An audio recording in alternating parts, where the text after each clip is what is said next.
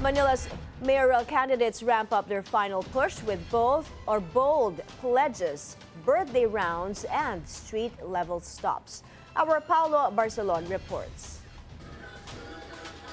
Former Manila Mayor Isko Moreno Domagoso held the first of their meetings de avance in Pandacan Monday night.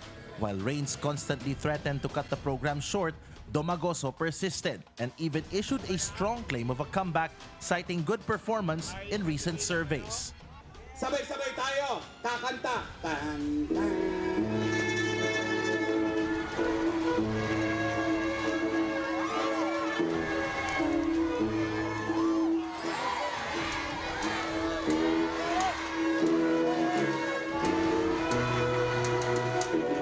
The former mayor also reiterated his pledge to stay in the nation's capital if elected, once again silencing doubts about using Manila as a springboard for further ambitions in national politics.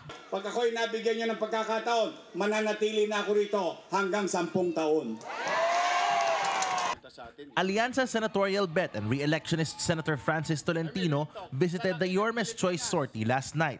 Domagoso endorsed Tolentino and also revealed two other Senate bets his local slate is endorsing. Si Tol Tolentino, huwag nating kakalimutan. Isingit na natin. 12 naman eh. Tama mali? O yung kanina, yung pinakiusap ni Congresswoman Sandy Ocampo, si Bam Aquino, di ba? O di posam na lang. O sa akin naman, o si Marcoleta. Alagaan ninyo si Marcoleta, ha? On her birthday, Manila Mayor Honey Lacuna made the rounds this morning in the 5th District in a bid to gain more support from the local base. Yesterday afternoon, Lacuna, her running mate Vice Mayor Yul Servonieto, and re-electionist Congressman Benny Abante also toured Pandacan, conducting a motorcade and a house-to-house campaign.